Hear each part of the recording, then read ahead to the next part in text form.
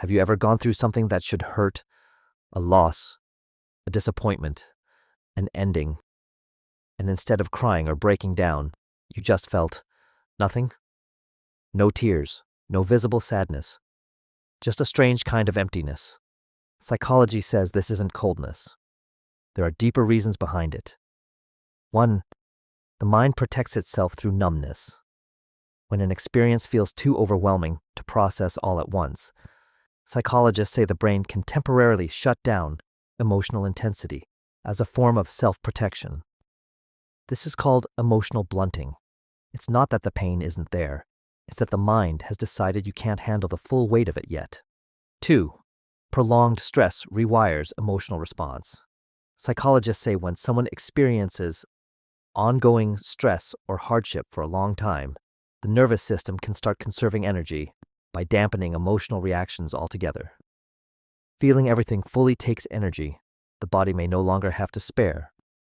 So numbness becomes the default setting instead of the exception. 3. Dissociation creates distance from pain. In more intense situations, the mind can create a sense of psychological distance from what's happening, almost like watching your own life from slightly outside it. Psychologists call this dissociation. It's not avoidance for the sake of avoidance. It's the brain creating space between you and something it perceives as too much to feel directly. 4. Emotional suppression becomes automatic over time.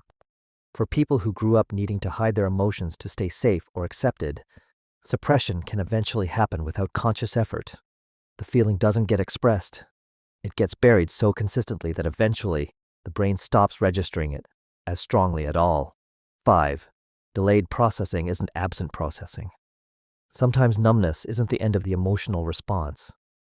It's a delay.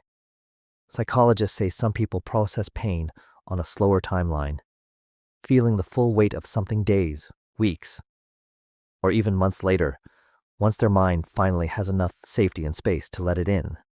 6. Learning that numbness isn't the opposite of feeling. People who go numb aren't people who don't feel deeply. They're often people who feel too deeply, so much that the mind had to install a temporary circuit breaker just to keep functioning. So next time you notice yourself feeling numb instead of sad, don't assume something is wrong with you for not crying, not reacting, not falling apart the way you expected to. Sometimes numbness isn't absence. It's just pain arriving quietly on its own schedule.